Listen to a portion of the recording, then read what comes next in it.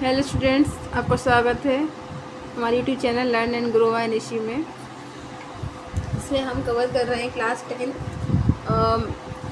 Maths को Hindi medium में। तो देखिए, फर्स्ट आपका जो चैप्टर है वास्तविक संख्याएं, इसमें आपकी एक्सरसाइज है 1.1।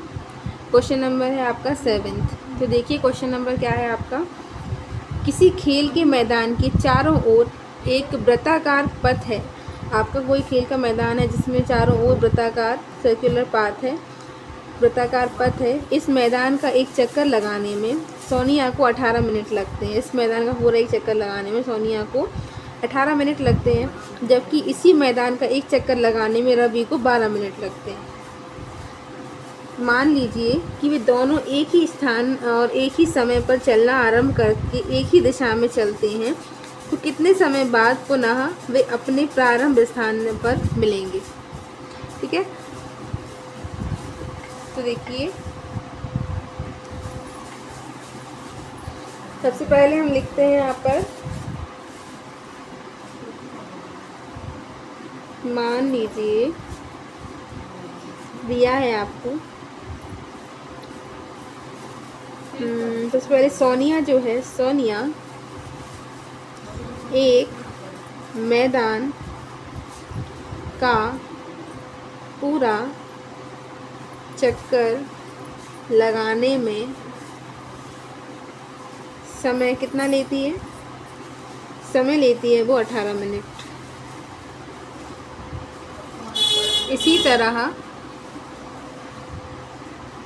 इसी प्रकार रवि एक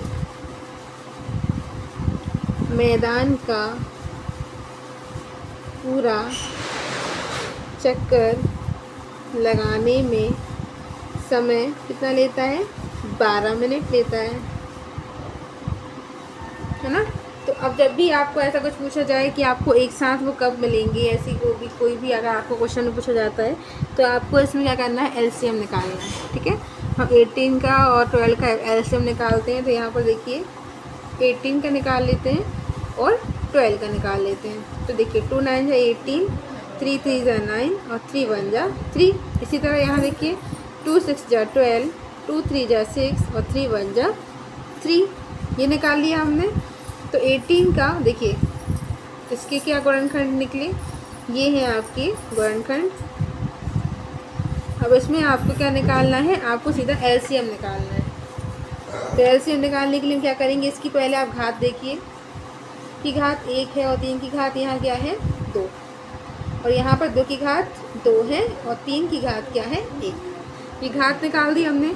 सबसे हम जो बोला है आपको, अधिकतम जो घात होती है वो आपकी एलसीएम होती है।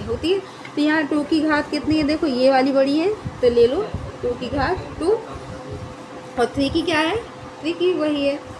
तो क्या हो जाएगा? 2 2 जा 4 और 3 3 जा 9। तो 9 4 जा कितना होता है? 36 है ना। तो उन्हें कितना समय लगेगा? उन्हें 36 मिनट लगेंगे एक साथ मिलने के लिए। हम लिख देते हैं यहाँ पर, रवि और सोनिया 36 मिनट बाद पुनः एक ही स्थान पर मिलेंगे। ठीक है, तो ये है आपका 7th क्वेश्चन। इसके बाद हम चलते हैं 1.2 पर। तो ये है आपका फर्स्ट क्वेश्चन। सिद्ध कीजिए कि √5 एक अपरिमेय संख्या है ना। तो इसको हम स्टार्ट करते हैं। देखिए इस पहले हम क्या लिख लेते हैं यहाँ, माना।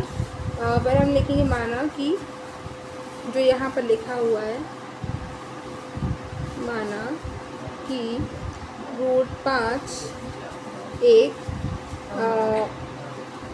अपरिमेय संख्या है। क्या है?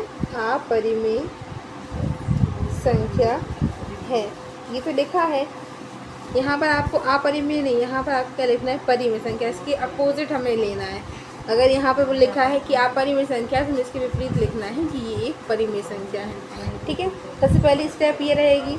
इसके बाद फिर देखिए इसलिए हम क्या लेंगे, जो ये है आपकी करनी रूट जो भी आप बोलना चाहो, ये है जो इसको क्या कर देंगे a/b ये लिख देंगे। और यहाँ पर याद रखिए b कभी भी 0 आपका नहीं होना चाहिए, है ना। ये कर दिया। अब लिखो यहाँ जहाँ पर a और b क्या है, a और b है आपके एक पूर्णांक है, जहाँ पर एक के अतिरिक्त कोई भी गुणनखंड नहीं होगा, आपका कोई भी गुणनखंड नहीं होगा। तो अब देखिए क्या करेंगे हम, यहाँ पर इसको क्रॉस मल्टीप्लाई कर लेते हैं। तो क्या होगा, a इक्वल √5b, है ना। तो ये हमारी क्या बन गई। इसके बाद देखिए इसका हम क्या करते हैं, दोनों तरफ वर्ग करने पर इसका वर्ग कर लेंगे, तभी आपका रूट हटेगा। a² इक्वल 5b², इसको हम क्या ले लेते हैं, एक पहला समीकरण, ठीक है। अब जब आपको दिख रहा है a² बराबर है 5b² के, तो इसका मतलब क्या हुआ कि 5 जो है वो a² से डिविजिबल होगा, विभाजित होगा। तो यहाँ पर हम लिख सकते हैं, अतः 5 a² को विभाजित करता है ना। तो अगर a² 5 को विभाजित करता है तो a भी 5 को विभाजित करेगा, है ना।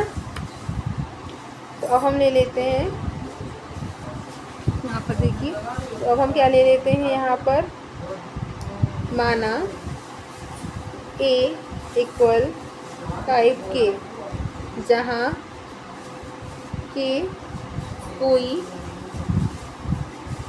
पूर्णांक है, जहाँ पर आपका k जो है वो भी कोई ना कोई एक पूर्णांक होगा, है ना। तो समीकरण 1 में a का मान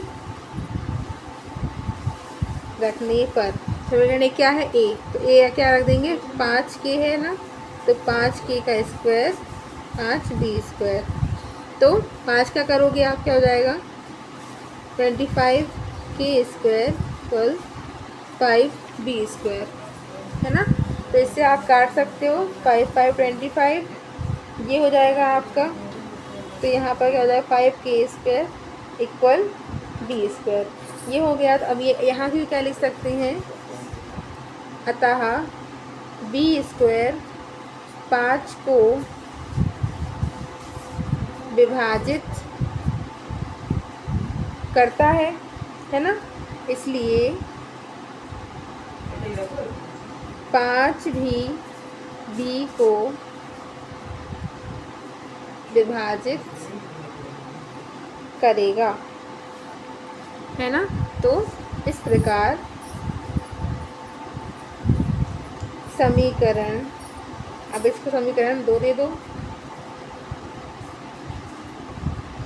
समीकरण 2 से हमें पता चलता है कि a और b का उभयनिष्ठ गुणनखंड 5 है, जो हमारी कल्पना के विपरीत है। यह विरोधाभास हमारी त्रुटिपूर्ण कल्पना है, अतः √5 एक अपरिमेय संख्या है। ठीक है, तो ये है आपका क्वेश्चन फर्स्ट। और सेकंड क्वेश्चन हम नेक्स्ट क्लास में डिस्कस करेंगे। तो अगर आपको वीडियो पसंद आया हो तो लाइक करें, सब्सक्राइब करें, शेयर करें। कोई भी डाउट हो तो कमेंट कर सकते हैं। Thank you for watching.